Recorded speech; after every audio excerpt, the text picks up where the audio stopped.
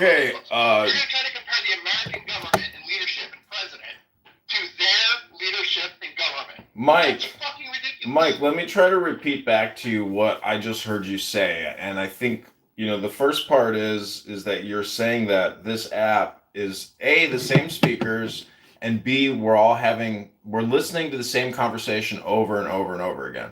It's the same conversation, slightly tweaked each time, updated with a new news event. So that's the first part. Then the second part is you're saying that you can sympathize and rationalize what the Palestinians did on October 7th. But I mean, I don't want to go back to the first part of what I think you said about what people are repeatedly saying. So my point is that in 2024, sometimes you are the bug and sometimes you are the windshield. And unfortunately, the people who did the incursions on October 7th found out later on that they weren't the windshield. They were the bug. And so... Yeah, so here's the thing, right? So if you take it that the Israelis have the upper hand, they are more intelligent, they are more civilized, it is incumbent on them to establish the plan for the region that is harmonious. If you don't take it, one second, sir. You gotta let me go, bro. If you're not under the belief that the bigger person is more responsible than the lesser person, then you're gonna operate under the belief that it's equal, right? Or you're gonna say it's incumbent upon the lesser person to dictate the environment for the greater person. So either of those instances are gonna be the way you view the world.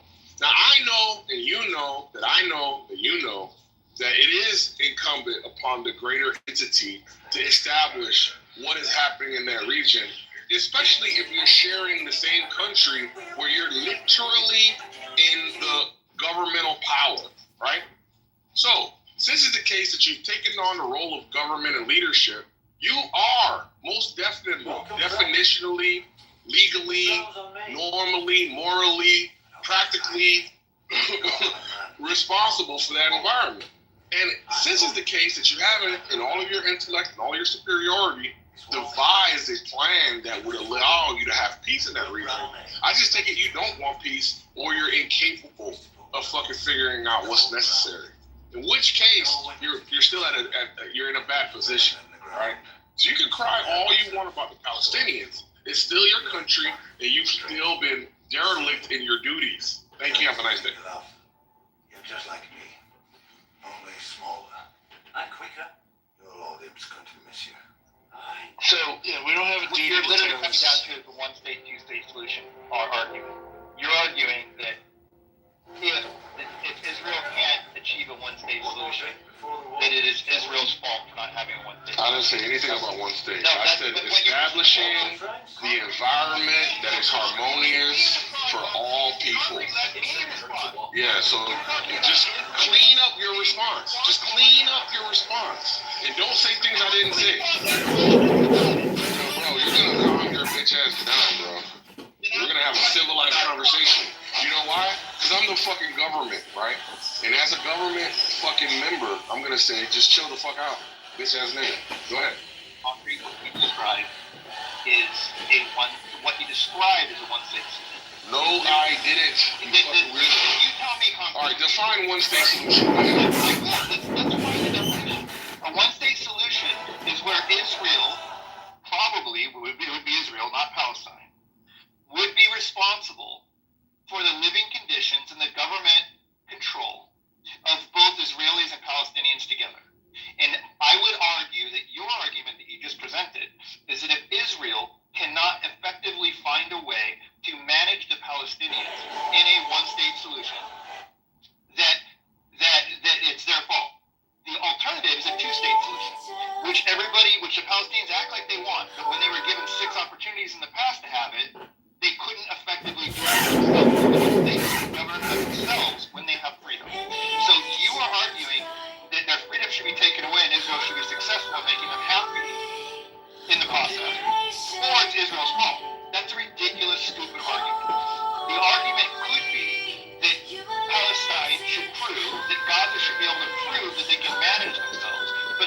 unfortunately, when they're given that opportunity, they like to go across the border and murder people, innocent people, for no fucking reason, just to stir shit up.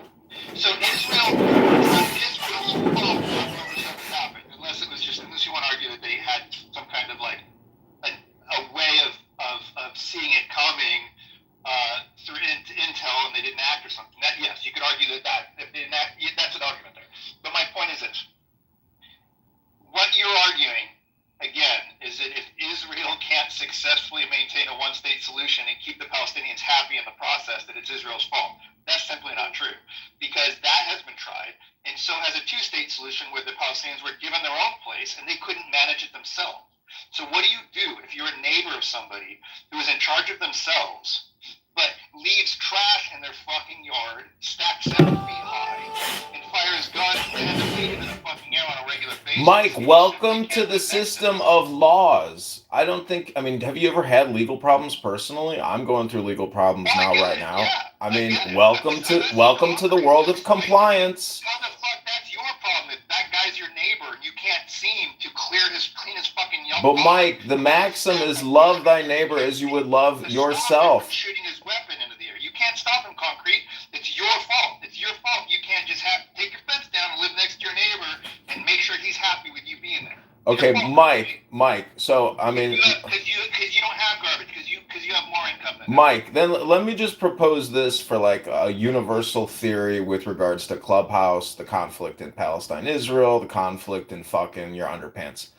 I mean, how are you using this app to make your life actually materially and psychologically or emotionally better? If you don't use this app for that purpose and that purpose alone, I don't really see the point of utilizing this app. I am trying to use this app to make money. I am recording people and using their content to monetize. I suggest that everybody on this app form a union and monetize the conversation. Because otherwise, you are the one calling the pot kettle black or whatever. You're the one having the same conversation. You're the one repeating yourself. You're the one that can't break free of your pattern. I didn't say I'm not part of the process. I've been on that for 3 years. I'm all part of the process. I'm just saying I see it. I can see it from an outside perspective, and I can engage in it voluntarily on the inside. I'm not denying that, dude. I'm not saying I'm not part of this. I'm every part of it. I'm just part of it. You're just as much of a part of it. You can record and sell all you fucking want. You're also part of it. Everybody's part of it. But what I do know is that I do understand both sides of the Israeli perspective easily. And I also know who seems to be the ones that are fuck all weirdos who can't get their shit straight, and the ones that are just aggressive and pissed off that they're getting, that they're fighting back. I mean, I see both of them. Both of them are like that. Both of them are pissed off and fighting back. Both of them feel like history's on their side. And neither one of them want a solution. Period. It's pretty fucking obvious. So why would I sit here and argue that one's better than the other? I can just argue, presently speaking, that seems to be losing. Well, if I was them, I'd back the fuck off. But yeah, I know, but obviously the people having these debates on this app will not influence whatever the destiny is of that conflict. They just may think it does in their fucking mind's eye because they're talking about it on this app. But they don't. If you don't live there, if you don't live there, if you don't, this is like reality TV, dude. I get it. When I watch reality TV, I'm not trying. I get it, Mike, but the problem is people aren't in control of their thoughts. They're not in control of their bodies. They're not in control of their emotions. They are not in control of anything. And this app is a succubus parasite hypnosis app full of toxic people getting free talk therapy. That's all it is. You always say things that are completely obviously true, and then I just want to say and.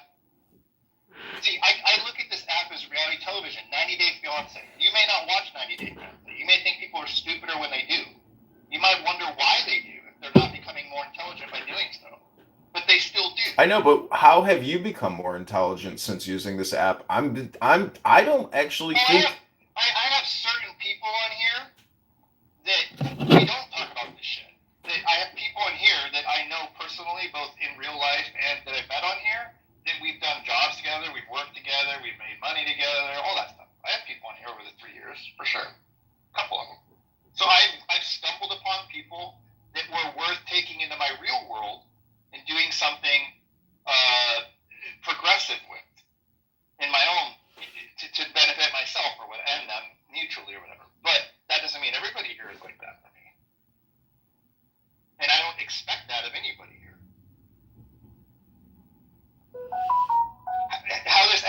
me a little bit. I understand how people could vote for Trump now. I get it. I understand it.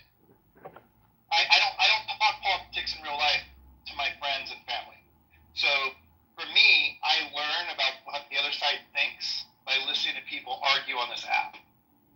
And that benefits me because I have more clarity and empathy for a MAGA person than I would if I wasn't on this app. 100%. So there you go, Joey. There's one thing. Same with atheism.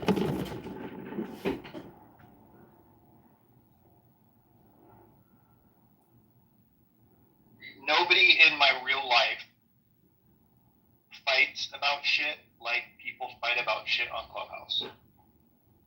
And in that way, I can get to the nitty gritty and the down and dirty of the reality of their biases and their prejudices, all the things they won't say among company, person to person, human to human. They'll do it on here. And that opens up. It makes what people really think and feel a little more transparent, which adds clarity. If you're interested in understanding somebody and not just hating them because they disagree, if you're interested in understanding why somebody feels the way they do, you might understand it better here than in Atlanta, Georgia, where Southern culture dictates that you act polite and just talk shit behind people's back. I don't have to deal with that shit.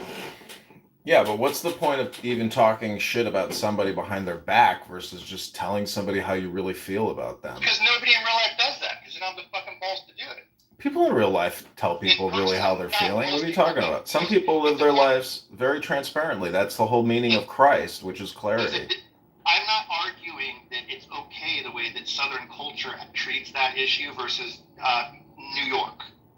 I like New Yorkers personally because they're more direct. I don't live in a state that has a culture that's like that. So if you stick around Atlanta and North Georgia long enough, it'll become just like New York right there moving on. No, it's never, not even fucking close.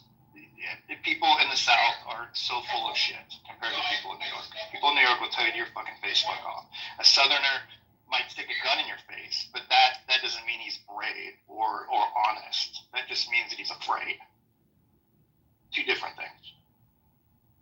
I also lived in I haven't had any Seattle. Southerners sticking guns in my face since I got here. I said they'll more likely do that to you than somebody in New York. And I lived in Seattle for half my life, and they're a complete fucking retarded in a whole nother way. Working with a bunch of New Yorkers, I can say they do plenty of underhanded schoolyard shit behind your back too. That's fine, they do, and they'll do it to your face, which I respect. A lot. I respect New Yorkers all day long, more than most places in the United States. I respect it if they would do it to my face. I also respect them because they mesh. They're really not that racist compared to other places in the United States because they're all slammed together and they're all so fucking different. They don't have a choice. They don't have the privilege of acting like white people are somehow fucking superior when everybody around them looks different than themselves. That's the general.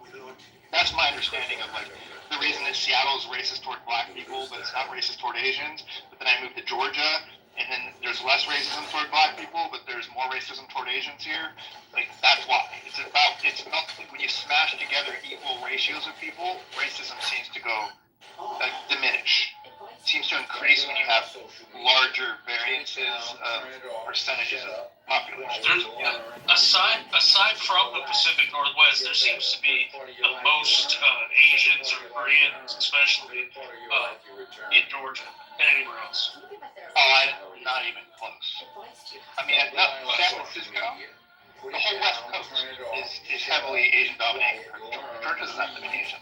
We're talking about East Indians or there's Asians or like Oriental Asians. No, like Oriental Asians, especially in Gwinnett. Oh, like Gwinnett. Well, yeah, that's where Chinatown is. That's its own thing. I'm married to a Chinese American woman born and raised in Indiana, but she's full Chinese. And her parents go to Chinatown and Gwinnett all the time. Gwinnett is where they'll go. I mean, they group in certain groupings. But as a whole, the South, I mean, my wife regularly hears people ask her where she's from here. That's not something that you get in other states when they visit. You get it in the Midwest, you get it in the Southeast. You don't get it on the West Coast, you don't get it in New York. intellectual curiosity on their part.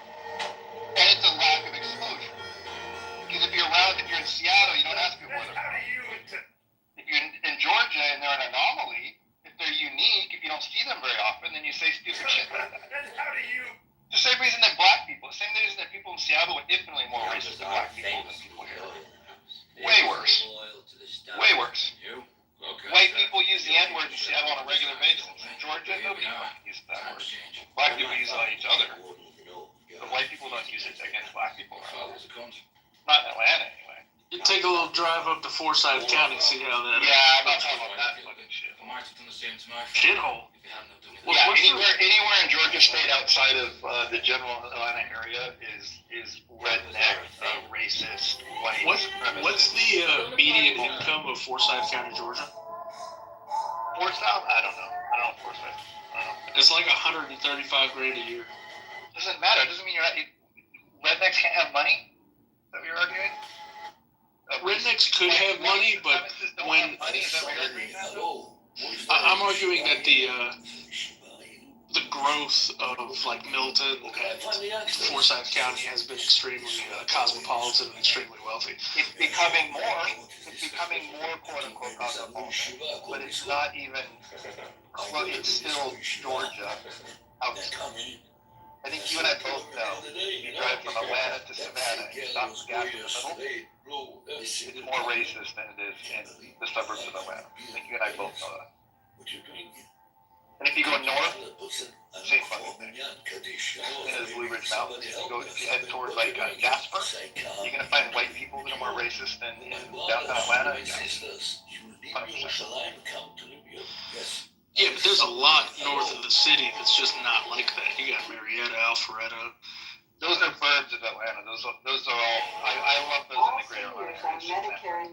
Yeah, and so what's happened is Cherokee County and Forsyth County have just become more of the suburbs. They are. Yeah, you're right. You're right. I agree with you on that. The cosmopolitan. Yeah, what you're calling cosmopolitan, I would call like meshing of cultures at a healthy in a healthy way, with less prejudice involved. I would say that extends out from the city every year a little more, because more people can't afford to live closest to the city, so then they'd be moving to like Woodstock instead of Marietta. Like maybe Smyrna was like that at one point, right? It was racist maybe 60 years ago. And then Marietta was next, and Woodstock was next, and now we keep going further. Now we're going north, and we get into Cumming. Cumming is a good example. Cumming is some places a black person I wouldn't have wanted to visit 20 years ago, but it seems to be plenty fucking safe now.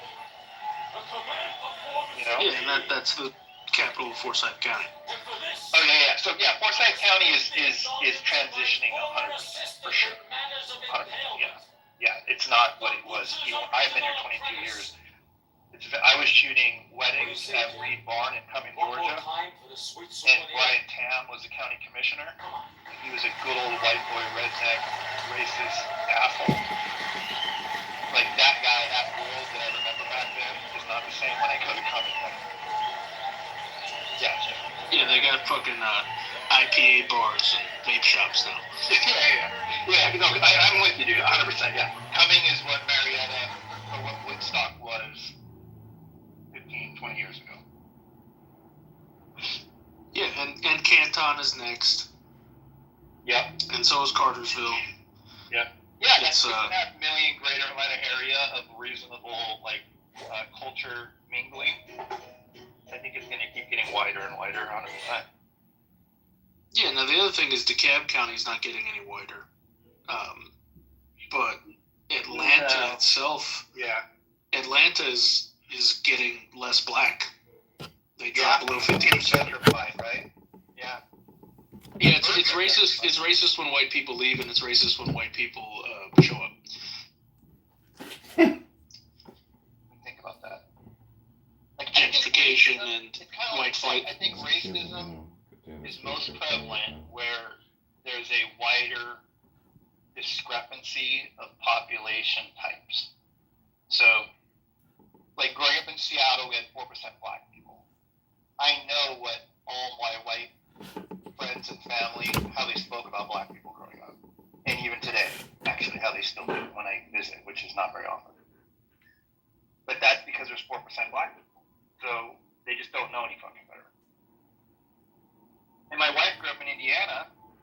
full Chinese, one of the only people Chinese in Lafayette, Indiana, growing up, and she had a miserable existence. It was racism from hell. Like when I married her when I was in the Marine Corps at 24 years old, I personally heard people say extremely racist things about her in public in Indiana.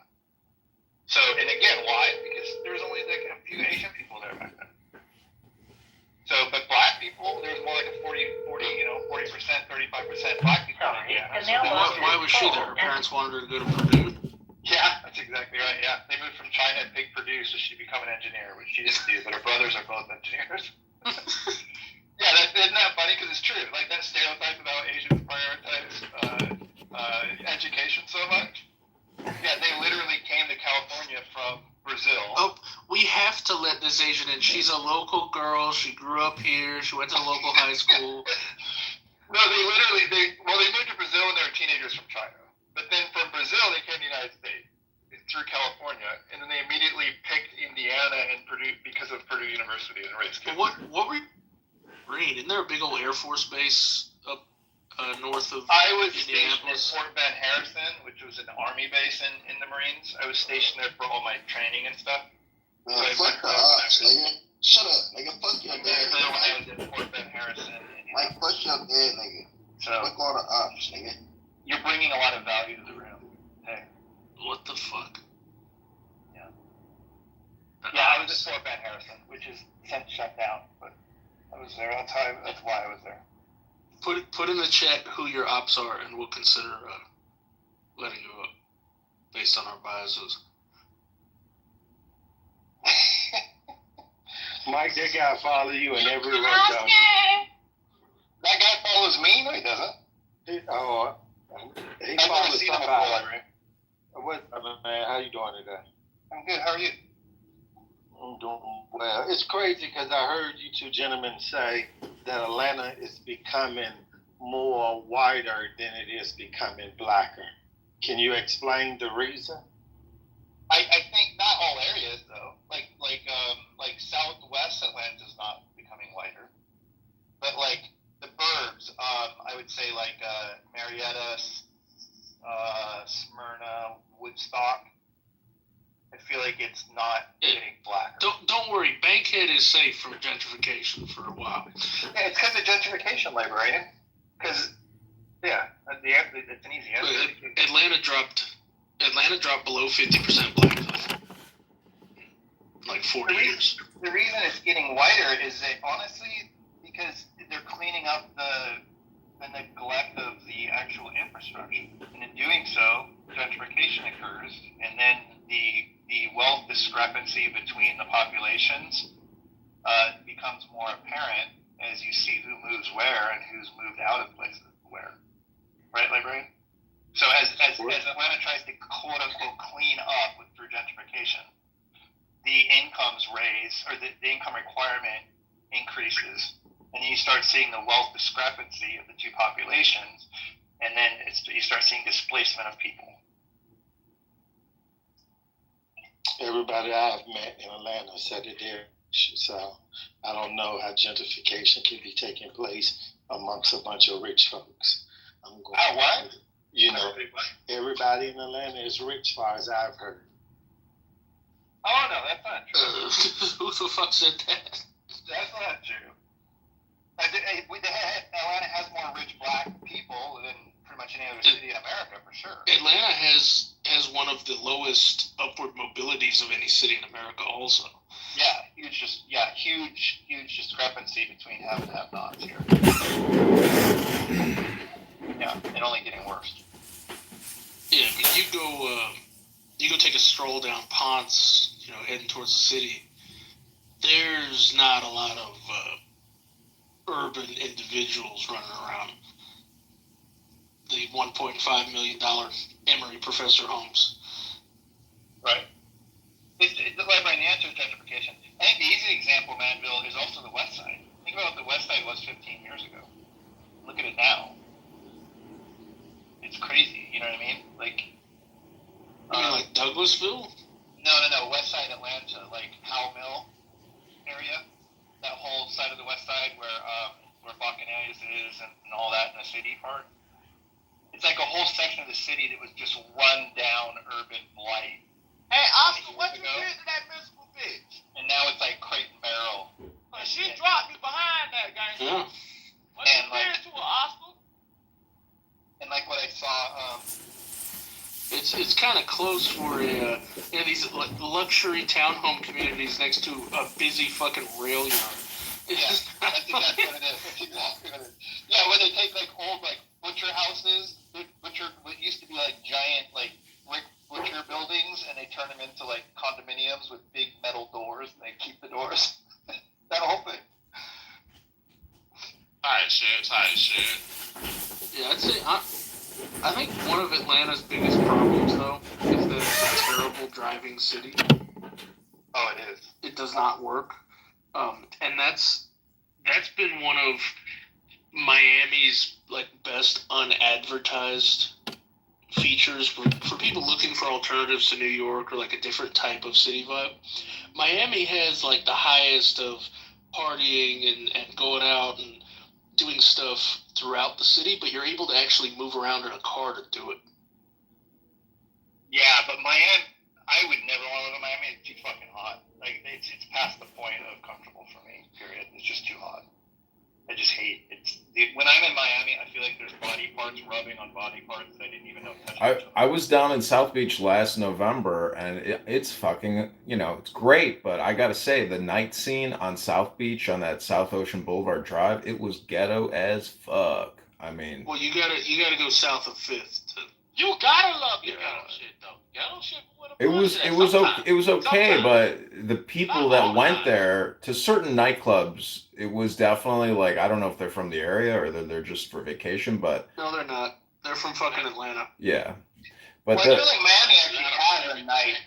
In Miami, when it comes to nightlife, Miami actually has one. that one bar called Mangoes. Have you ever heard of Mangoes? Mangoes, yeah. That bar is legit. That is like legit. And then there's these other little restaurants up and down the street with big patios, and they have like these I would call them trans, but they're really not trans. They're just like really ugly, huge, fake titted women with tons of makeup on, and they do these big songs and dances while Oh, you talking about Mary Moves? It's called Baramoose. Mary Moves, yeah. They what's the name? Mary something. It's a training thing, and they singing all the above, and you get a nice burger and shit. Huh. Anyways, it's a nice place to vacation because it really is a real beach town, and it's fucking unbelievably huge, and the beach is legit. Like I used, I don't know, Hotel Tonight to book the room. Yeah, it was dope. I used to have a Toyota Scion XB, that boxy little thing. When it came out, I bought one right when it first came out, and I tricked out. I put like lights on the ground and slammed it and did all this shit to it. And so Toyota, I took it in to get it worked on one time at the dealership, and they asked me if I want to be sponsored by them. And I was like, oh yeah. So they sponsored me, so they used to pay me to like drive it around places to car shows and shit.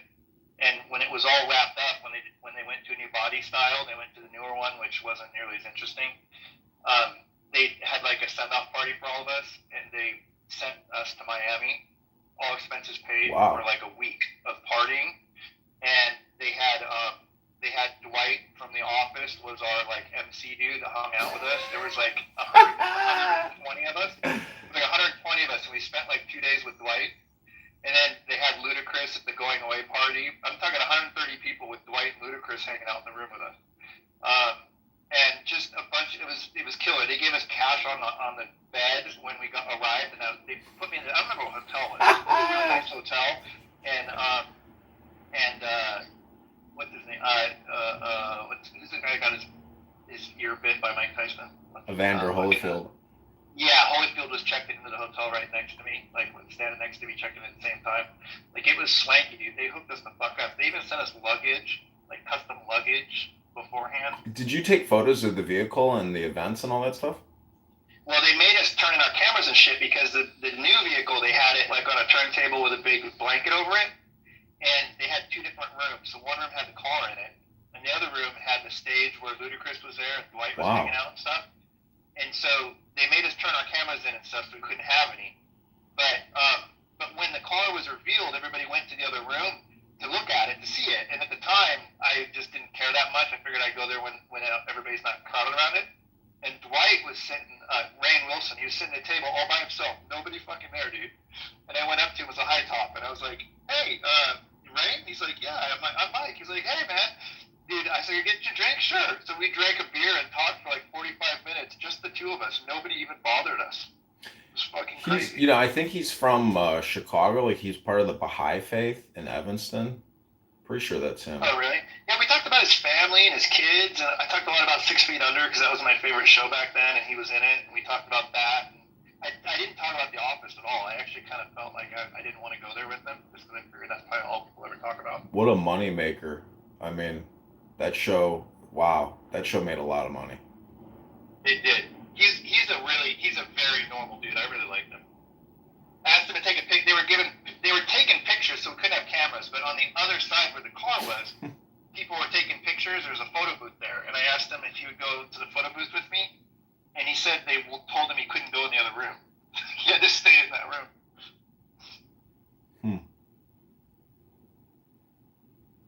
It was weird. It was a weird trip. I mean, because it just, I don't know. It was weird because there's only 100 and something of us, and they gave us a lot of like. Well, it's pretty cool because it's like part of a car launch, and you got to think they're, Toyota. If you look them up on the market, they trade as like an ASMR or not an ASMR, whatever. It's a fucking foreign exchange certificate. You can't actually buy Toyota stock on the NYSE or the Nasdaq. So. Oh, that makes sense. So they were using us. Obviously, we were marketers anyway for them. No, I'm saying there's Toyota of America, but all I'm trying to say is that when you launch a new car, like the whole marketing campaign and team behind the launch of that new vehicle like that, you were part of their, media buying and their experiential advertising. Yeah. Yeah, marketing, that's the one thing, the advertising industry, and it's a fucking huge business, is that if you've never worked in the advertising industry, you're not really aware of how much money is being spent on the airwaves. And, it's a weightless purchase. And so it really deals with you're buying communication or media, and you're trying to influence and inform and put information into people's subconscious to influence their purchasing decisions and their brand loyalty. So that was my first career. I had 18 years at Home Depot corporate in advertising. Yeah. I used to work directly for the vice president of advertising, and I had a $3 million photography budget just for the ads. Wow. I was a creative manager, so I was responsible for the ads that came out in the flyers for the stuff that was being sold every week. And I had a $3 million personally. I had a $3 million annual photography budget to use a studio called Ambrosi here in Atlanta to shoot pictures for the flooring catalog, just the floor store in Dallas, Texas, and a couple other catalogs. You know what one of your favorite stories of mine is when you were photographing at the wedding, and you said, "No, I want to eat now. I've got to eat now." And oh, you like that story? Yeah, they blacklisted me for a year. My business partner, one of the reasons he ended up fucking me over in the end is because he was so mad that for a year we didn't have any more business with them.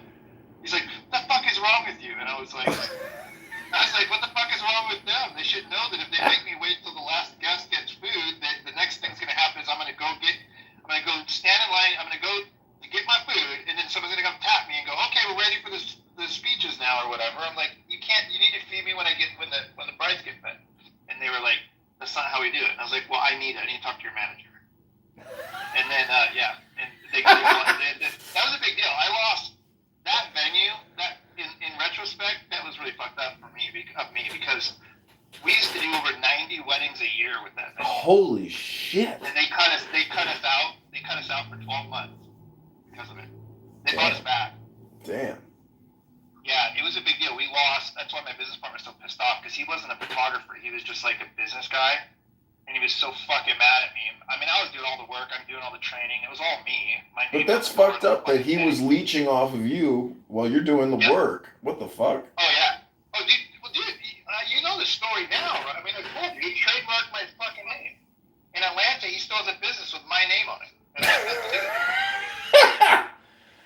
dude, that was like. Why don't you just prank call him? Why don't you just prank call him like once a day and like change your voice up and just be like, hi, just if it's your fucking, the name is in your business, just like torture this guy until he decides to leave him bad Google review. Yeah, if you want, send me the. Well, I've always been worried to do that kind of shit because I went on and did my own business again, and I figured he'd just reciprocate. Well, you could leave comments on his Google My Business page saying, you stole my name. This is not the name of your business. This is my legal name. You have copyrighted my identity. I am do not work with this. If you really dislike him that much, then he might change the name. After all these years, I think he would never, he wouldn't even do it. Well, if the point is, people are so sensitive to their Google reviews, and a lot of businesses cannot survive with bad Google reviews. They just can't. They have to have them removed. I honestly think he's such a piece of shit, though. I honestly think, it's a good point because I'd happily do that. I feel like what he would do is he would go leave like reviews that weren't legit. He'll counter review you. Fuck me over. Like I gotta worry about my reviews too, dude. That's the problem. Listen, I know this chick who's a realtor in Seattle, and she said something really insensitive to some Asian people. She got into an argument and said, what are you gonna do? Eat my dog or something? This was like they got into an argument on the street. So they found out who she was and started leaving her negative reviews on all her real estate business pages, and it was it destroyed her because they were making claims that she's racist and do not work. It's legit. It'll legit fuck up your business. I had back when COVID happened, I was on this app talking about how I didn't wear a mask when I shoot weddings because like if they make me then I would, but otherwise I didn't want to, and how masks are stupid. And I got a bad review. It was on my old business, thank God it wasn't what I have now. But I got a bad review off of some person that heard me on Clubhouse that said, this photographer is awful. They're on social media talking about how they don't wear a mask and they risk the lives of the people that they work with and a bunch of stupid shit. Yeah, that's when Clubhouse ended up affecting my real life. Well, we've got Hampton Spears in the room. I just left him some fresh comments on his YouTube channel. And I just want to play a clip from Tinka Pimp Slaps Summer. This is Jella versus Big Lex, Scotty versus Emma. This is Hampton Spears, Baddies. But first an ad. We're going to click it. Oh, Hampton, we just made you $1.50, bro. And we got a Black Friday deal sale out of it. Okay, this is Hampton Spears. He's a genius. So episode 5 begins with Natalie telling the newbies that they will be staying at the house and that the OGs will be staying elsewhere, probably at 5-star hotels, darling. However, Tinkerbella, Diamond, and Biggie will be staying at the house as well, just to keep tabs on these new hoes. Now, Diamond and Biggie are... Hampton is becoming the celebrity by doing celebrity gossip analysis. Acting like, oh my God, why do I have to stay? Listen, y'all are not OGs. Like, I consider the OGs like the people that were on Baddies South. And technically, that's not even the OGs because there was Baddies ATL. But I will give them a pass and say Baddies South. Miss Park, we can start. Get you some water. Get you some water.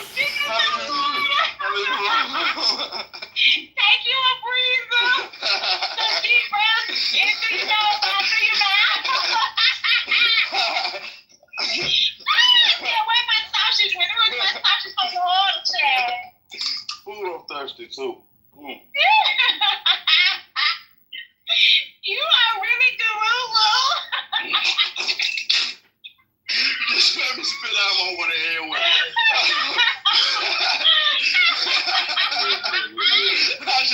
Whoa. Oh, shit. I heard it too. I just spit out my water You actually laugh like a witch, bro. That's crazy. Oh, shoot. After that, you said you was getting your great grandmama ring. Just like me. Sorry, now let me stop. Oh shit, I can't even do it, Lord. Yo ass, no you can't. Y'all cleared the fucking room, man. Oh shit, that was funny. Hello. Yo, breaking news! Breaking news! The prosecutor in the Diddy case has That shit resigned. was so funny.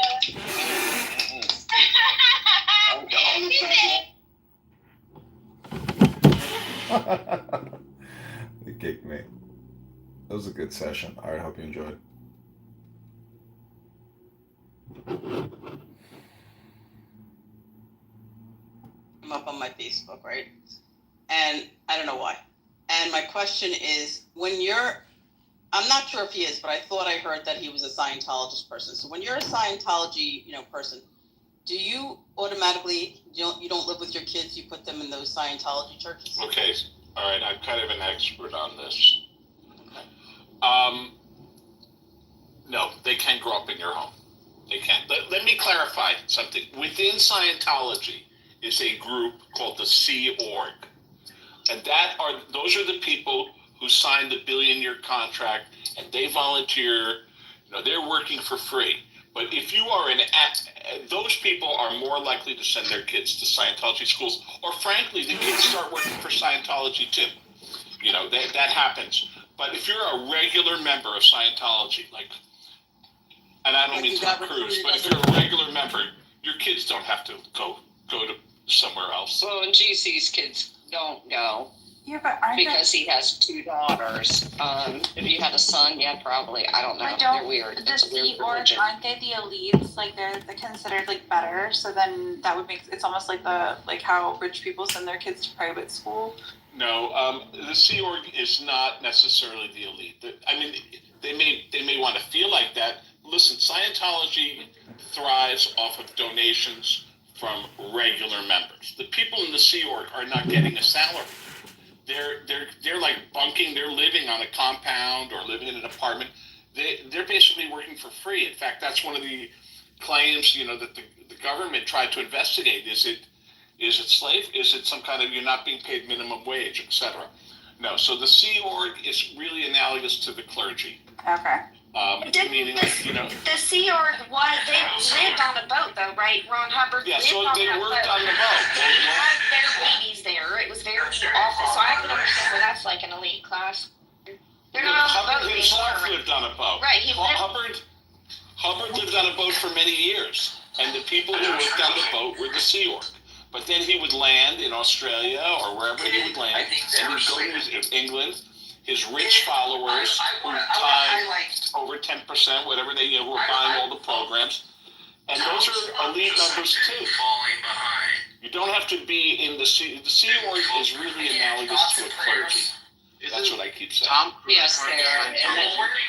Doesn't Tom Cruise always send his kids off to that boarding school church? Listen, he may, but he's certainly not required to. But Sarah, yes, it is like a cult, and you raise your young men. They recruit and recruit and recruit, and then people feed into it, and then they bring their sons over. The women pretty much have nothing to do with it. Yeah. Because they manipulate your life, try to leave or something. I don't know. I know a woman I know somebody's daughter who got recruited into it. And she's so brainwashed that if her mother ever tries to tell her, come home, you can leave them with your weed, she goes and tells on herself. And then they'll say, well, you can't see your mother now. Your mother's not good enough. So she's so far gone. She has actually kids that got recruited. How they got recruited, I don't know. But they live in that one church, and I don't think they're coming back. They're both nuts.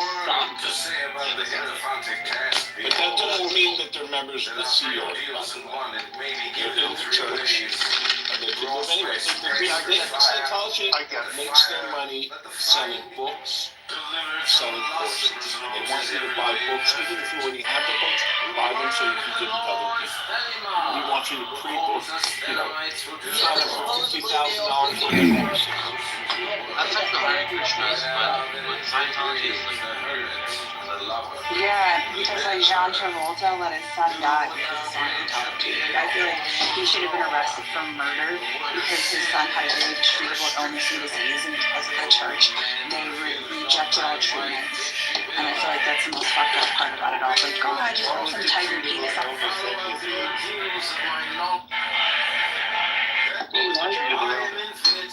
You wonder why Nicole get married? Looked at Tom and said, fuck you, I'm taking the kids, and we're out of here. I was the person on this app that happened to. He got thrown into that nonsense. Wait, what are you saying about it? Both Whitman or Nicole took the kids. No, I think Tom kept the kids. I thought she got the kids. I think she got the kids. We can have to look it up. He's certainly his second wife, or his third wife, Katie Holmes.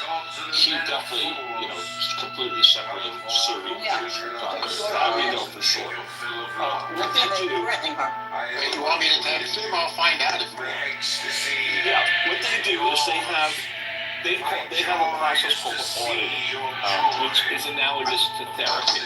They ask you a bunch of questions. You have to reveal your deepest, darkest secrets. And guess what? It's all on tape. And so now they have leverage on you. And yeah, if you want to leave, I'm sure that Tom Cruise, I mean, he may be a true believer. But some people, they just have you saying terrible things on tape from the audited sessions. And that's used as leverage against you. Yeah, I think Tom's just like pure money, so they treat him like, a prophet or something like that. He's a king. They treat him like that. It's number two. Do you get the sense that when Tom Cruise dies, he's going to leave his money to the church? A lot of it. I'm sure they've already worked that all out. Yeah. I mean, that's why that's why regardless of anything, he's always just high level. You never hear of Tom Cruise and Scientology having a fight. Ever. Well, no, didn't he have to divorce his wife or something because of them? No, listen, he's a true believer. He's a true believer. So when he was looking for his third wife, they held all the auditions for him. You know that, right? Like he's not out there dating. He's not on apps. He's not like getting set up. They auditioned. Scientology ran it. They ran the program.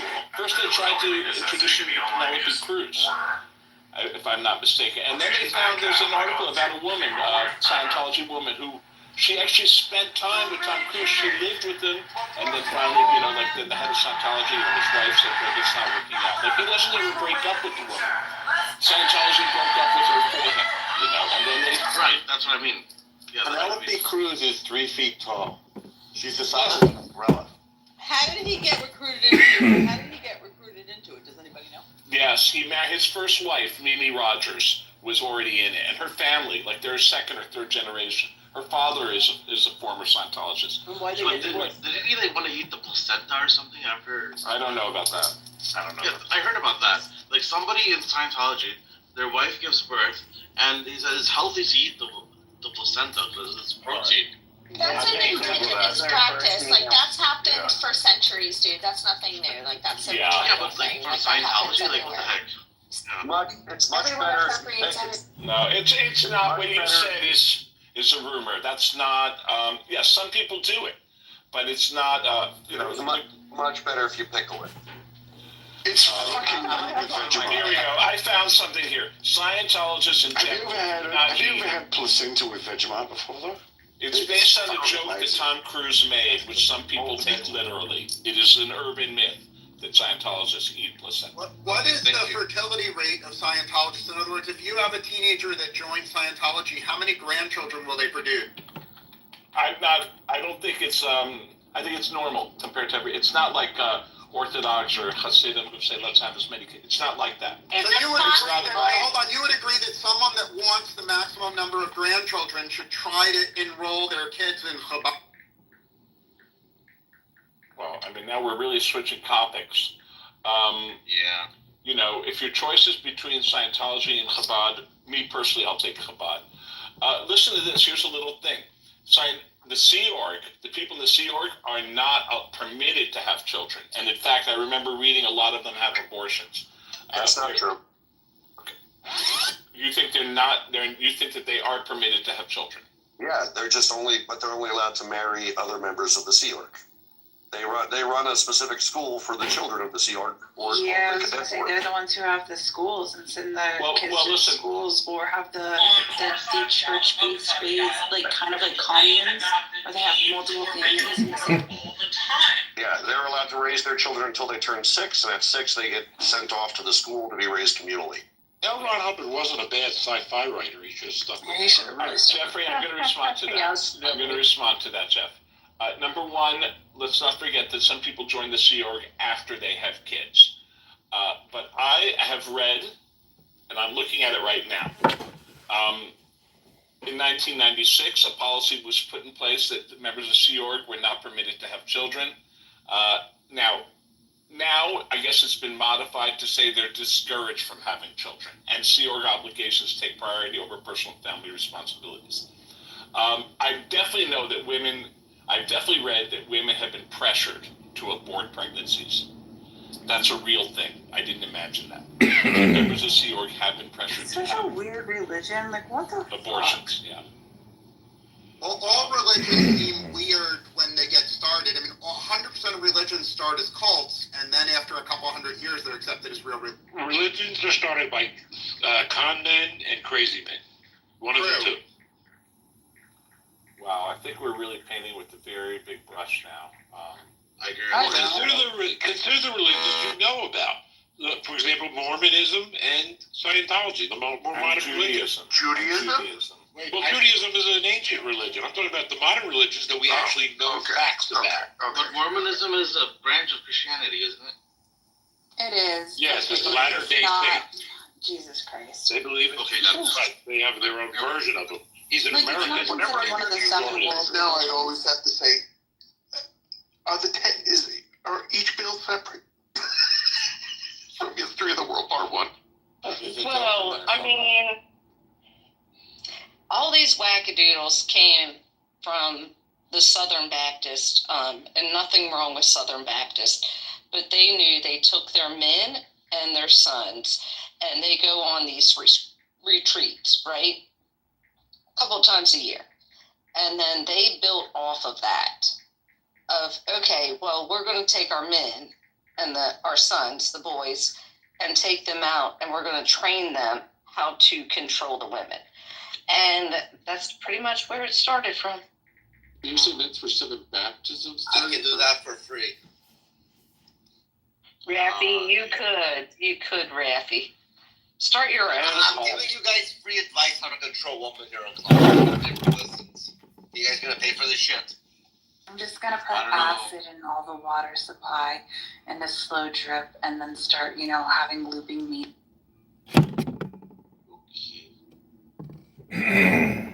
Raffy, just sell some books and tell us to buy more of your books, and we will, and then we'll pass them out to people everywhere we go.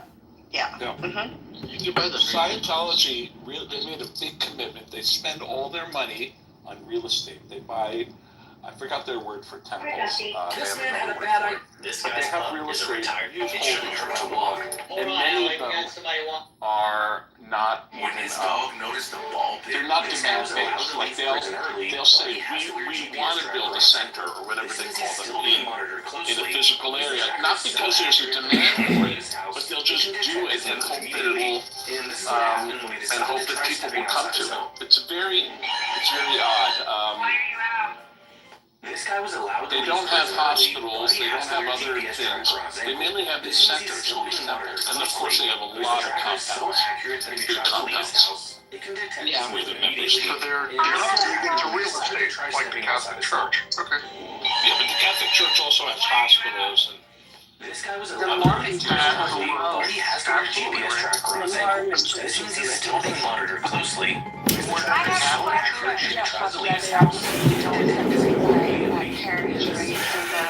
The LDS Church is all together, and they're worth over $265 billion.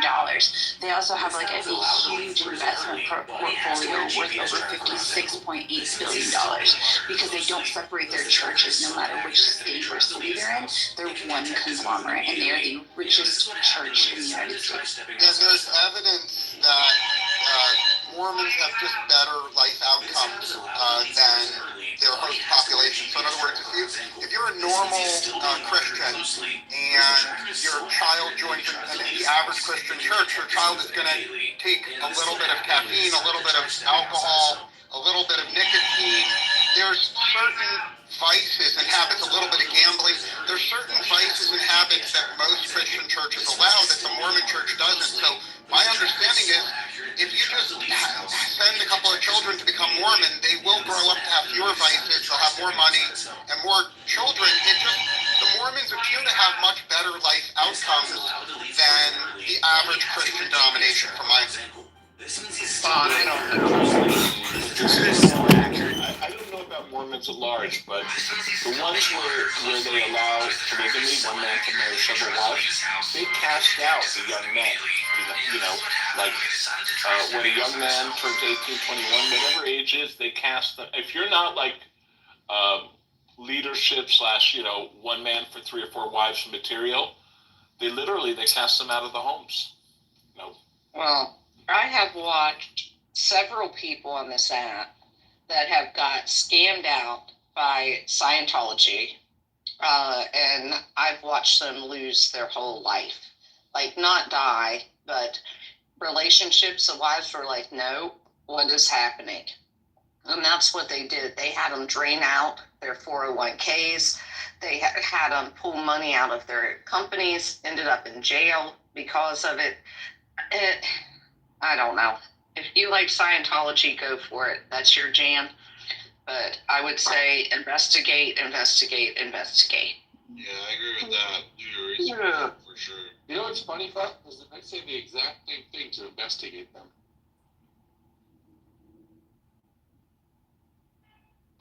They've done things that if I told you what they've done, I'm not a fan.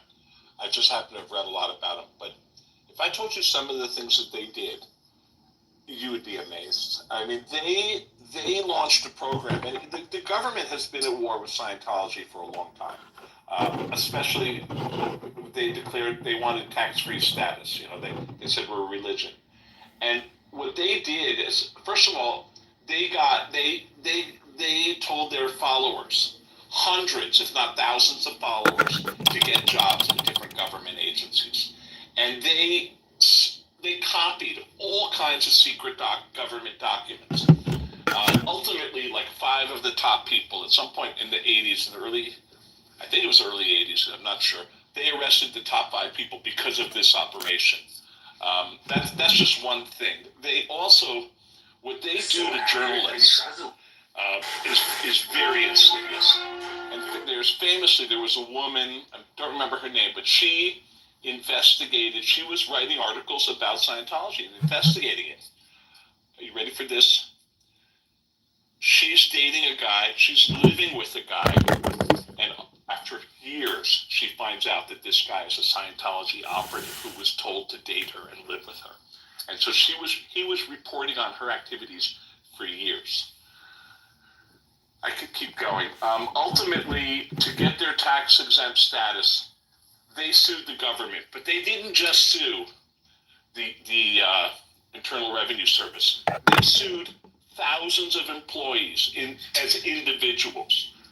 You're not supposed to do that, but they did it. They basically harassed and bullied the IRS into giving them tax-exempt status. If they hadn't, they would have owed $1 billion in taxes and they would have gone bankrupt. So it was their mission, and they did it. It was a multi-year thing, probably 10 years to get tax-exempt status. Well, aren't Christian churches tax exempt? Yes. Yes. Then why should another religion not be? Exempt in America. Then why would another religion not be? Well, now, I'm not defending them, but I have a question I want people to think about. I'll tell you why exactly. Is it because they don't. It's not clear that they're a religion. Let her, Randy, ask her religion, whether you exactly. like it or They claim not, they whether are. you accept or not, and it sounds like a religion. No, I'll tell you why. I just Googled it. It looks like they're very similar to Buddhism. They have some principles. Not at all. Who? Well. Yeah, they're a 501c. You say they're not religion because everybody believes in their own religion and they think the other religion is not a real religion. That's the possibility. It's a scam. Listen, They are also, they're a self-improvement. It's about self-improvement. And just because you're into self-improvement does not make you a religion. You know, But Buddhism is a religion. Psychology is not a religion, for Hinduism example. is a religion. Buddhism is a religion. Right. Psychology is not. Scientology is classified as a religion and a nonprofit. However, at one point in time, they did have their nonprofit status revoked, but then later had a hearing and had it reinstated. But their tax. Yes, that's what we're talking about. I'm not saying they're not a cult or a scam, but what I've been trying to ask is it possible because America is a Christian-based country, they're like so against them? Like, I don't know. I don't know about them. But as someone who's atheist, what I've noticed is that every religion attacks other religions. And if I say this, some of you might get upset with me. In my view, as an atheist, every single religion is a cult. Yeah, I would like to, Sarah, let someone respond. So I think what Sarah says has a lot of truth, and only an outsider to religions can sometimes really observe religions for what they are. Now, I happen to believe that all human beings should find a religion to join, because the evidence, all the numbers, all the data shows that religious people, they're happier, they're healthier, they live longer, they have more kids, they have more grandkids. Even if you think all religions are a scam, like, let's imagine that all religions are lies. Let's imagine that the atheists are correct, right? You should still join a religion anyway, because religion is like the software that all human beings need the religious software in order to maximize their potential. So I often give advice to people. Okay, but I'll finish in a second, and you can criticize. But that's how you see it, Armando. Let me tell you why. Jeff is Jewish. I think Elle is Christian. I am sure we may have Muslims here and all religions. What I'm trying to say is, I care about all these people in an equal amount, and I don't care about people in the equal amount. You can actually be very free and very happy and not have religion. Now, all of that said, it's a very disciplined thing, and the way people are, where a lot of people are afraid of their religion, and that's why they do good things and they stay away from bad things. Honestly, I think we need religion. The only religion I'm so against it and biased is Islam, because I lived in Islamic rules, and, you know, that's just me. You know, even as Muslims here in America, I don't have an issue with them. I have issue with the Muslims in Canada. I have issues. Well, I didn't have as much as I'm seeing now, you know, in colleges. But what I'm trying to say is, like, I kind of agree on what you're saying, but it doesn't change the fact that all religions look like a cult. Now, some religions, they're less cultish, like, you know, they're less, and some religions are not. If you're Muslim and you leave the religion, whether Muslims believe it or not, the real Islam, you're supposed to be killed. Even if you're not Muslim, they're supposed to kill anyone who doesn't join Islam. And every religion has different things. And in majority of religions, when somebody leaves the religion or they don't follow those rules, a lot of parents disown them. One of the problem is, like, people coming out as gays. You know, it's like, I think every religion looks like a cult. Now, again, I don't know enough about Scientology. But what I always think about it, because I hear a lot of negative things about them, what I always think about it is it possible, because America is a Christian-based country, they don't want this to grow, because at the end of the day... I'd like to answer that exact thing. It's much more unpopular, for example, in Germany. In Germany, Scientology is actually outlawed because they have anti-cult laws. No, I think you could even argue that America is more receptive to new religions than other countries. Mormonism flourishes in America. Scientology is flourishing too.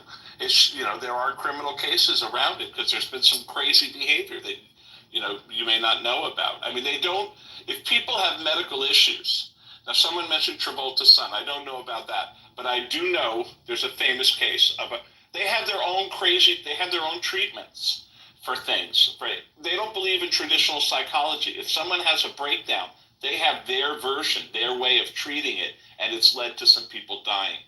So isn't that true about every religion? No. No, it's not. I'm not aware that Judaism. I'm an atheist Aren't too. they Christians that they refuse blood You're wrong, transfusion? Sarah. Okay, listen. Sarah, You're I'm trying atheist to as well. yes. There's for all I know, there may be 1% of Christians, 1 to 2% of Christians who reject certain treatments. The Christian scientists. I don't know too much about them. Certainly, I don't know any Jews that I'm aware of who reject any medical treatments to save a life. I'm not aware of it. So I want to go back to it. Your premise, which is that America is anti certain non-Christian religions, it's not true. Turns out compared to the rest of the world, this is a very open place for new religions. And in fact, like I said, Scientology has much bigger problems overseas. And their main problem in America with the government has been the tax status, which we could get into. It's not clear that it's a religion. For example, you can be Scientology and Jewish. You can be Jewish and a Scientologist. You can be Christian and a Scientologist. It doesn't replace another religion. Let me give you a very bad example of medical treatment and Christianity for you to think about it. If someone has terminal illness and they're suffering, they're in a lot of pain and suffering, we don't allow human euthanasia even if they want. Why? Because in religions, you're not supposed to kill yourself. In a lot of states, we don't. It's a state-by-state thing, and many Again, states in a allow lot it. of You have to have states, a doctor. You have to have a doctor say that you have less than 6 months to live. But there are people, but you can't do it everywhere. Why do you I'm not trying, all I'm saying is every religion has, certain things that comes off as cultish. That's all I'm trying to say. Right, and every person has criminal thoughts, but they're not all criminals. Exactly. You keep trying. We're not going to normalize Scientology and say that, hey, all religions try to make money. All religions sell books. All religions have fortune. We're not going to do that. Let someone else respond to Sarah for a second. Okay, go ahead. I'm ready to commit suicide myself. Oh, okay, you're ready to shut this up. But anyway. So, Sarah, I just want to respond. It's great that you left Islam, but it doesn't mean you have to be an atheist. So, Ayaan Hirsi Ali, the world's most famous apostate from Islam. She's a very important person in the world, and after exploring a lot of religions, she decided to join Christianity. And I posted in the room chat, she's a Muslim apostate that's now joined Christianity. Armando, I was angry of Islam, and I left, and I was angry of God since I was 12 years old, but I didn't leave Islam right now. I'm not atheist because I'm angry of God. I'm actually a hard atheist, and in the process of becoming atheist, 2010, I think, I actually I went to churches. Believe it or not, I've talked to rabbis. I've talked to almost every religion, and the more I seek, the more atheist I became. I'm a scientist atheist, and I'm a hard atheist. It's not an anger issue leaving Islam. Does that make sense? But because of what they put me through, I went seeking instead of just having faith. Does that make sense? But I'm a hard atheist. It's not like you fully persuaded me. There's actually an antecedent to the scientist Hypatia was the antecedent to the people with your belief system, atheist scientists. I'll post a link to a movie you're gonna love about the founder of your. There is no movement. If you're an atheist, you just don't believe in God. There's no movement. It's not like an organization or anything to be an atheist. There's definitely organization. There's definitely. They're stupid people. There are still people who are looking for something because everybody wants to rely on something greater than themselves. But in reality, if you're really, there shouldn't be an organization. What is an atheist organization? You just don't believe in God. Do you know who's Dan Harris is? Okay, Seth. I think you and Jeff and Elle need to rearrange this room, get some other topic on board. This is getting a little too much. Yeah. So resetting the room, given that nobody else is trying to do it. Look at my picture, guys. Look at my picture. Do you see how those look like UFOs? I swear they were helicopters. I don't know why the picture came out like that. Okay. Did you guys see that? Yes, I see it. Thank you very much. So, going back to Jeff's head and his analingus, but, discuss what you want, but let's not talk about religion for at least 5 minutes. I think we're done with that. Beating that one to a pulp. The glue factory is closed on that one. Discuss.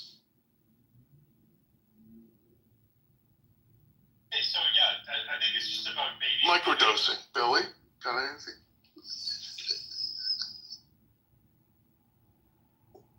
Rafi, what's up?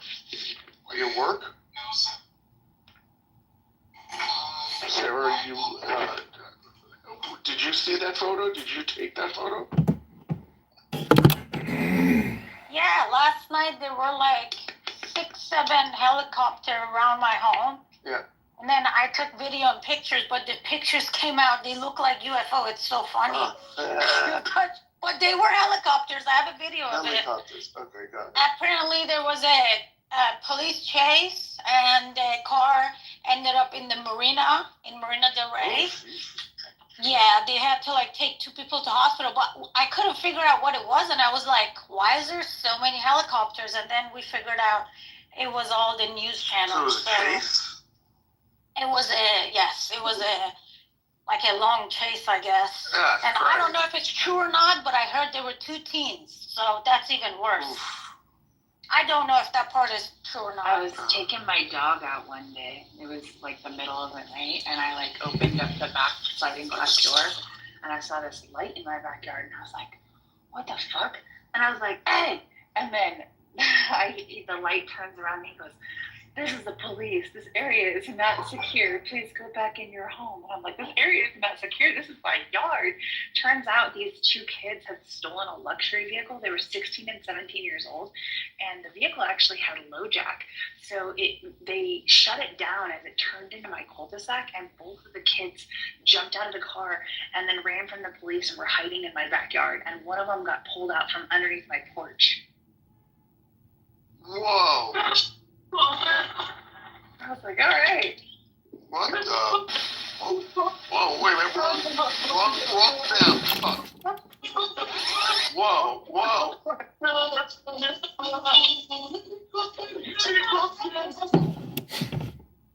Who's playing helicopter? Jeff?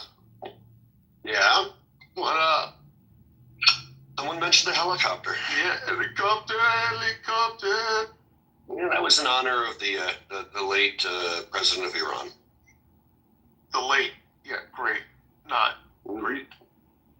Mm-hmm. Thank you. No problem. You're awake again now? Yeah, I didn't sleep. Oh, okay. I've been busy doing some stuff. Same. On the back end. Mm-hmm. And then I just heard this religious rant going on for a minute, but or lack thereof, and but anyway, we were talking about daddy-mommy issues for a while, but Matt Goodman's not here, so we need to change the title of the room to reflect the what's going on. No, I think the title's fine. Okay. We'll get back to daddy issues. Actually, Seth, now that I'm looking, they don't even know how the car fell into Marina. That's crazy. So I guess it wasn't even a chase. What? It's just Sunday night in Los Angeles. Woo-hoo. Oh, LA? Yeah, that makes sense. Yeah, Sunday nights we have a lot of weird stuff going on around here. Yes. I'm gonna ask an unrelated question, guys. If there is like a crack on the wall where the corner of the wall and ceiling comes together, am I supposed to have the management come and check it? Yeah. It could be There's just an app. You can see if there's a camera there. What? No. Inside my home. No. I just noticed it could inside. be that just the beams are settling, but you can have them take a look. Yeah, that's because I just noticed it today, and I'm like, this looks weird. I don't know. That's usually a sign of settlement or potentially foundation issues. So you may want to mention it to your company. If the building is like 8-9 years old, it wouldn't be foundation, right? It shouldn't be. No. I mean, I don't want the rain. We don't have that much rain now. It was like a little bit raining yesterday or Saturday, but a little bit, not much. And it's a newer building though, and it's concrete. Okay, I mean, like at the very least, if you're in an apartment and it's someone else's responsibility, they can come in and touch it up and fill the crack. I'd mention it. Who brought up that piece of shit Grant Cardone? Please don't again. I don't want to hear Randy talk and go on a rant again. Okay, I'm trying to eat my lunch from Longhorn. But the bigger issue isn't that he's a Scientologist. The issue is he's an anti-Semite, and he's also apparently my neighbor. So I'm gonna have to see him one of these days. Fucker.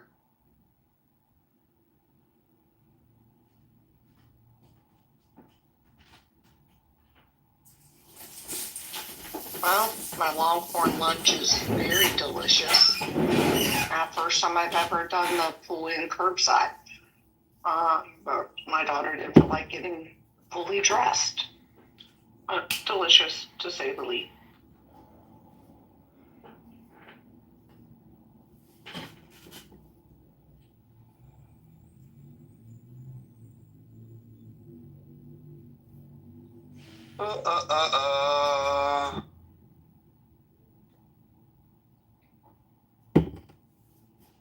I guess there's some controversy over who may be replacing Marco Rubio in Florida.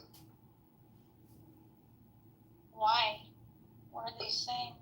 I'm looking for an article to see the detail, but it sounds like a congressperson may be looking to replace him, who's in a seat that but then there's somebody that they want to put in there. Yeah. Did you guys see IRGC denied to have anything to do with the UAE case?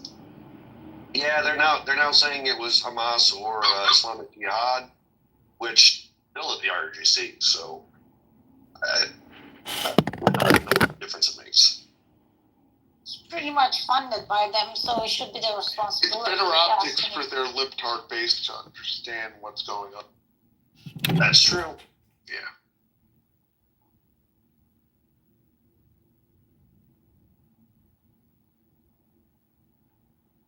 Why do I love Seth? Like, every time Seth speaks, yeah. I'm like, okay, yeah, libtards. That's pretty much what they are. You speak the truth. I try. You are always fun, but you know when is my favorite? At the end of the day, when you're relaxing and probably smoking, I don't know, I'm making that. No, say it isn't so. Okay, when you're laughing, I laugh with you behind my mic here, and sometimes I'm like, wait, why do I feel high? Like, you take me there. Like, I'm not kidding you. I don't remember what day was it, but remember, like last week, one night, laughing our ass off. I was like, I couldn't get up. I was dizzy. I was like, oh my God, why do I feel high? I had to get. That was a rough day. Yeah. Like, I usually don't get like that crazy ripped. But you get fun though. It was so fun. I think even earlier in the night, Jeff was saying, what the fuck did you just say? And I said, oh, Jeff. And he goes, oh, you're fucking high. I mean, it's a great medicine, so whatever. I mean, I don't get high, I just get drunk. Yeah, Beth has to take a golf cart. She's actually lost her driver's license. She's driving a golf cart. Right. You can actually get stoned and drive. It's amazing how it works. I still have a driver's license. Thank you very much. I have not been driving. That's too funny. Nah, it's a total vibe. You get some good music. Especially if you're low-speed vehicle. Totally. It's got a good sound system. Yeah. I do. But I'm a responsible drunk. I mean, when I used to get drunk, I would just park my car in a random parking lot and sing Tracy Chapman while crying, or Wonderwall by myself. What the fuck? Now, if I get a little, whatever I'm doing, smoking a little, then it's like I can sing with other people and talk about how to save the world with love.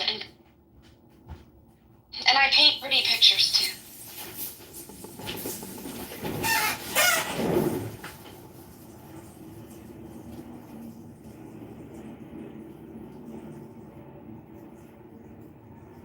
Well, we're starting off Thanksgiving week strong, folks.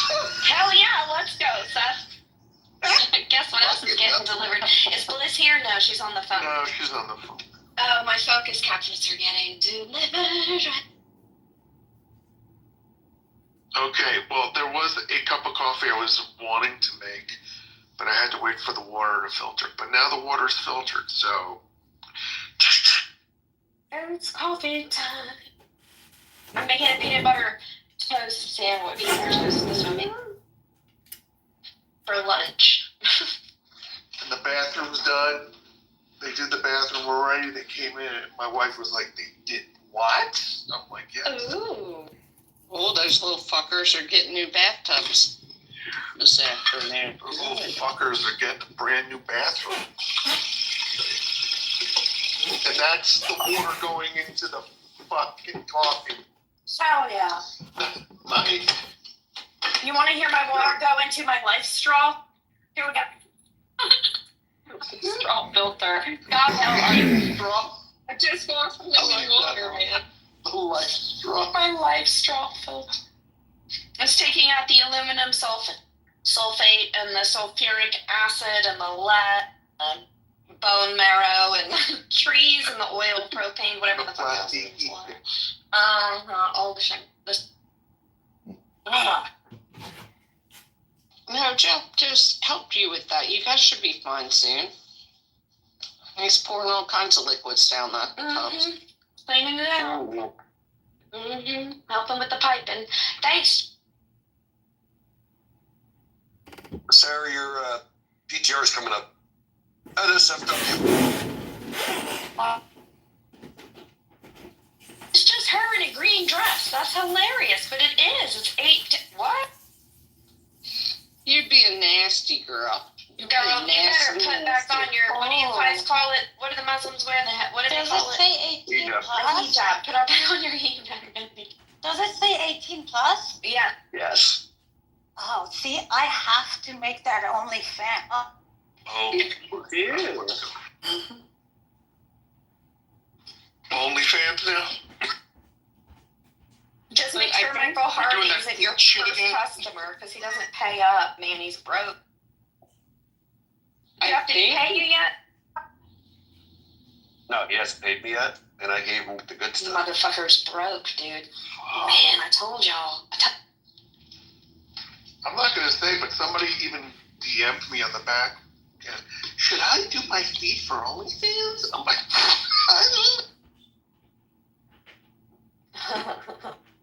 I don't know if you were here, but apparently Elena's mother passed away.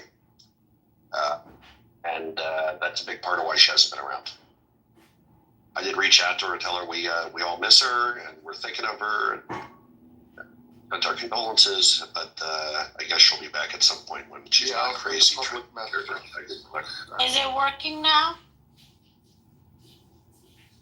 Yes. I had to zoom out. It was too close. It's the same picture. What if they thought your armpit area No, I was a little bit closer. Yeah. It was Hold on one second. That's what, yeah. Hold on 1 second. What? Thank you, Jeff, for doing that. Yeah, because I was like, people were saying, Elena wasn't coming around because she didn't want to be around all the Trumpers and that kind of stuff. And I'm glad somebody explained it to us. That was Liz, right? That told us. Maybe. Or T. It might have been T. Yeah, it was T. Yeah. It was T. Many prayers for Elena and her family. And, yeah. But thank you. Okay, so Sarah, I think it looks like an armpit, like your armpit. If you're ever asked to send a picture of your vag, zoom in on your armpit or your elbow. Whoa. And it looks like a vagina. No, they just clipped her again. We are not talking Well, I'll about tell you why, Ben, because I did zoom in the picture and reposted it. I guess I just... vaginas. that we're doing. That's what I'm saying. Yep. Yeah. I gotta go work out. I guess my arm is so loose that it looks like an armgina. Wow. We are really doing that. Okay. Well, possibly. But yeah, you got clipped again, just so you know.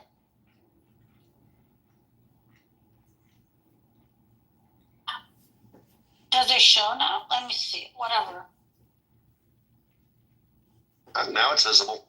Now it's visible. But yeah. I zoomed out. If I zoom in, it thinks my arm is something else. That's weird. Look, you're just too sexy in your Puma tank top, okay? Don't know what to tell you. Bitches be jealous.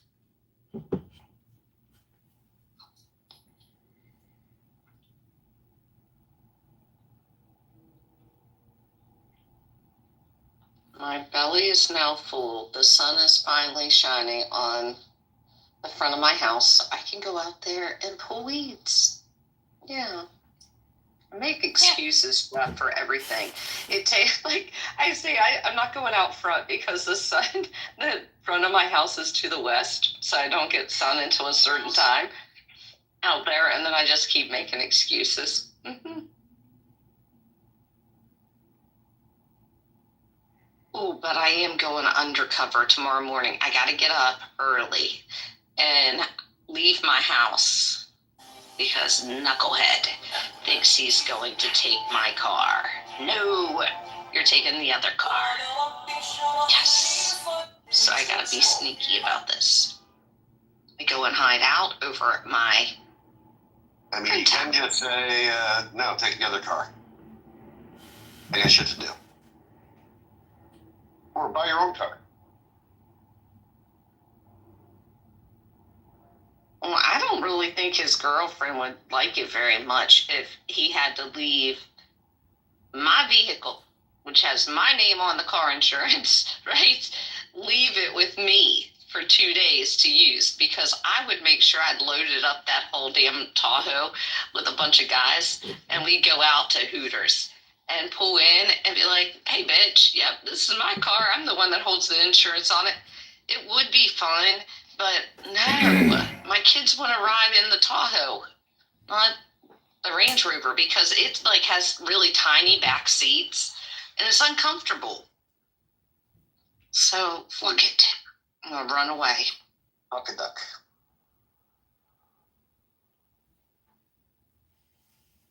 Let's go get some turkey.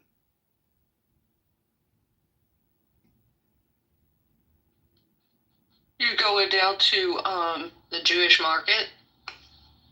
I think we're going to Winn-Dixie first. Okay.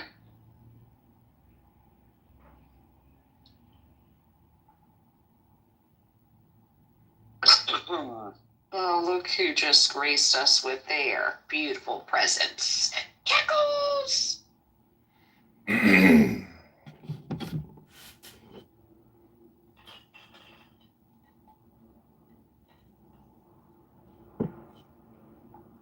Yeah, that fuck you. He lives down in there. You live, Jeff. Don't ever try to meet him out. He actually is funny as fuck.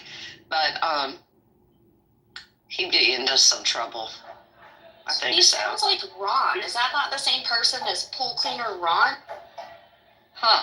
Sounds really completely similar. different people. Wow, maybe Florida's in that area has its own dialect.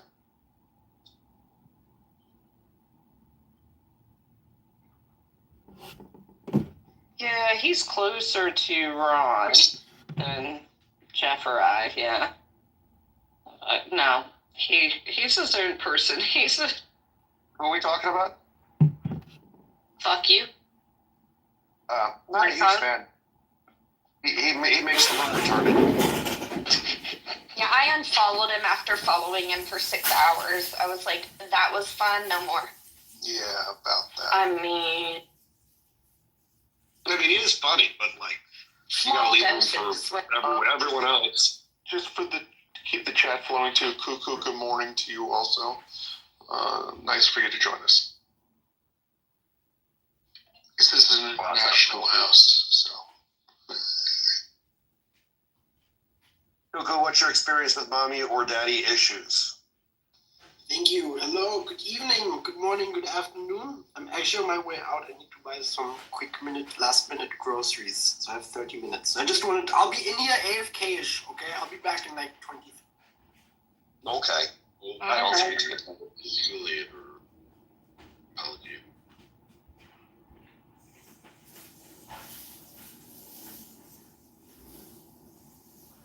I wonder what last minute groceries means. Do you think he has like a lady friend coming over or something? He's gonna cook for her. I mean, he might. Who knows? He might just turtle nuggets. What's up, Cackles? Just doing work, therapy.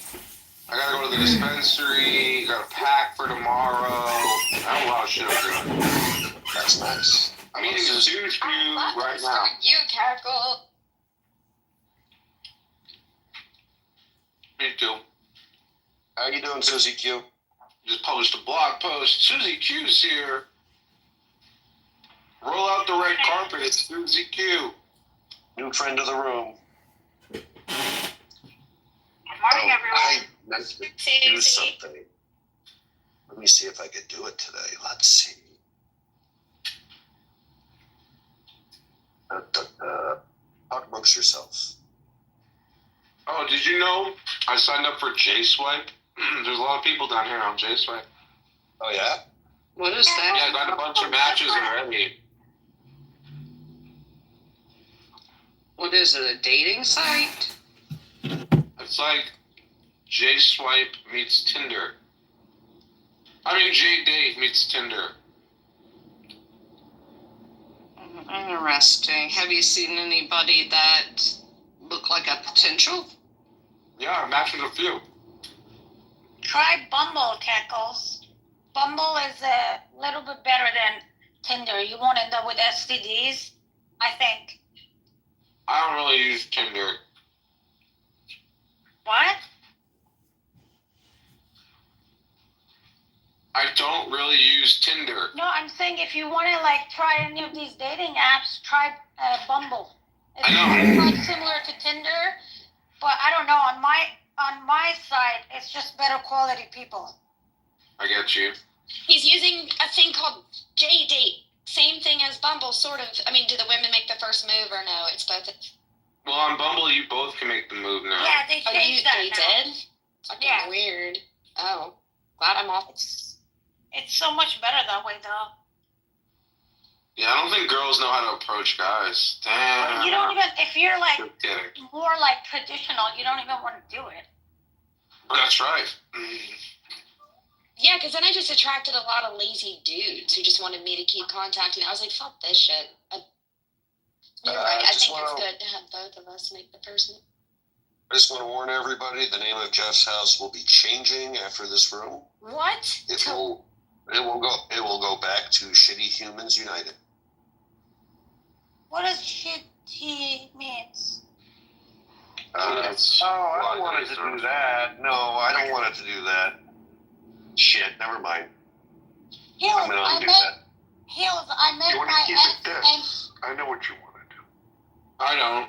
I'm really confused what you're doing right now. You can't have both? You have to have one?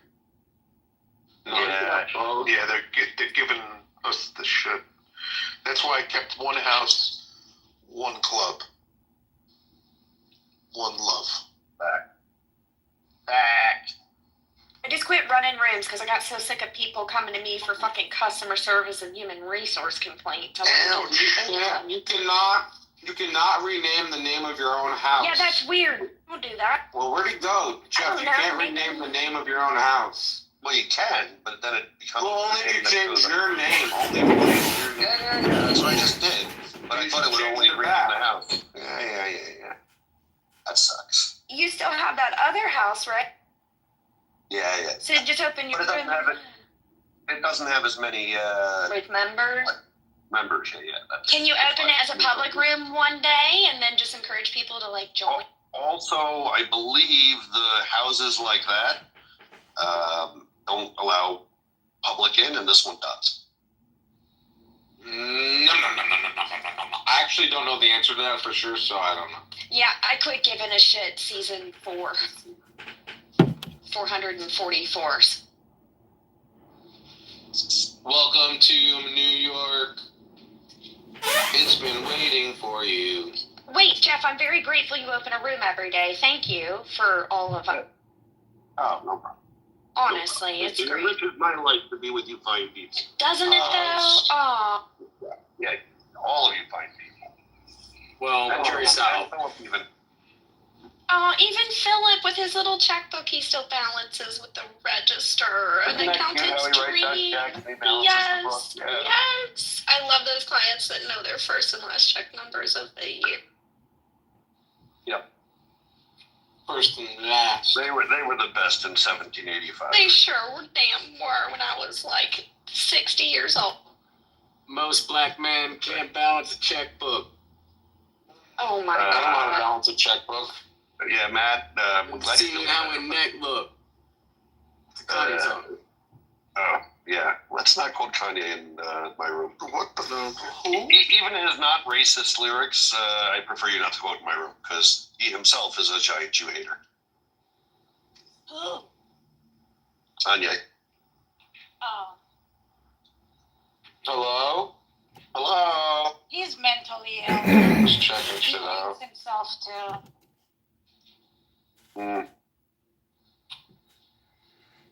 Oh, Cackles, I put a poll up. Moroccan fish or ceviche? I mean, if you're in Miami, you have to say ceviche. No, I'm just saying for Friday night dinner.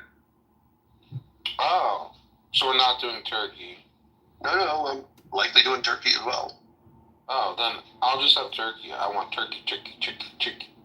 Okay, fine. You're like the best Thanksgiving guest, aren't you, Cackles? Like, bring me that turkey. I'm checking something. Turkey themed Shabbat. Oh, got it. And then afterwards, we'll go hit a bar. That's fine.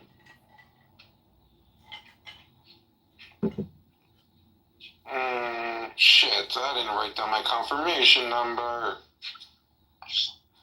Personal issues. Susie, what's new and exciting? How was your weekend? Good. Good. Tell us what you did. Make it sound exciting. Excuse me. Well, one second.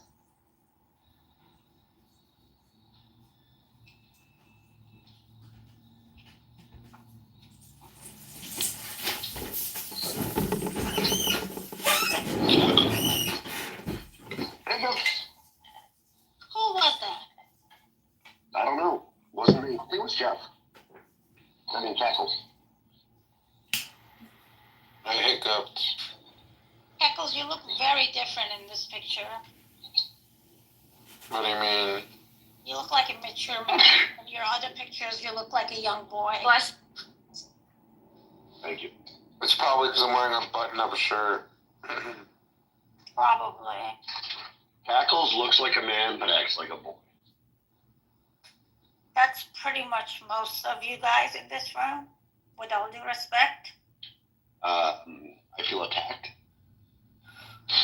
I don't feel attacked. Don't feel attacked. That's a good thing, though. That's not bad. That means you guys are very young inside.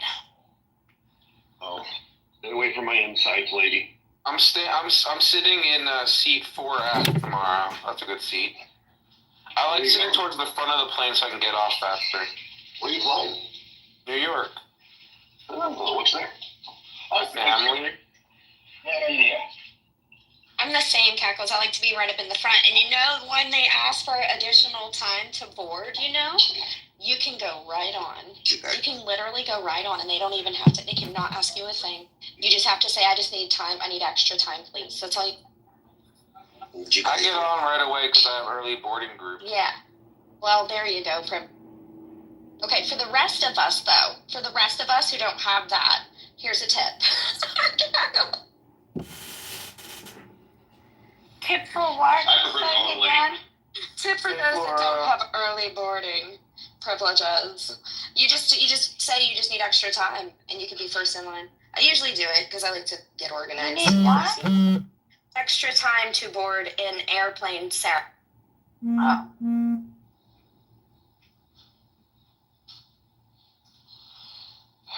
And for those who don't like to sit next to someone else, a psychiatric note that you're claustrophobic can get you a free seat next to you. But they gotta say you're claustrophobic, so you gotta be okay with that. Clusterfuck? Claustrophobic, yeah. Like you get claustrophobic. Phobia, fuck. Jeff, please don't remove me from the room. I use the F word again. No, we didn't do that. Yeah, please at least give her warning, and then we'll straighten her up. If you deny my romantic advances, I will remove. Sarah, make a choice. The choice is real. How about this? The choice is yours. You can get with this, or you can get with that. You can get with that. You can get with this. Was that a one-hit wonder? Yeah. Oh my god, we did the one-hit wonders yesterday. Did you guys? Yeah, and yes. and he does not know what a one-hit wonder is. Engine number. Who doesn't We know? did Wait, it. Your who? transit. What? If my train falls off. Remember that one word in that one song? Which one? Fucking. You know what you mean to me. Who sang that one? I believe that was me, Capos. Yeah, that was Captain's original, dude. Yeah. Did everybody record that? Guys. Hyde is in the audience. Hyde, I'm going to post a picture of UFOs I took picture of last night. Hold on. Whoa, that's cool. Is Hyde a UFO conspiracy theorist? That's our UFO guy, yeah. Oh boy. Oh, good. Every group has one. I don't need this to tell you. My brain coming. My God. Hyde, do you think Elon Musk is an alien? Sure, go with that. Hyde, any thoughts on that? I've been told. He's just autistic. It's okay. He's just autistic and likes to laugh. Who, Elon? Yeah, it's okay. If we talk too much about this, Seth is going to ban us from Jeff's house, so. No. No. You can say whatever you want about Elon. I don't care. Elon. Not Elon, about aliens, man. Aliens.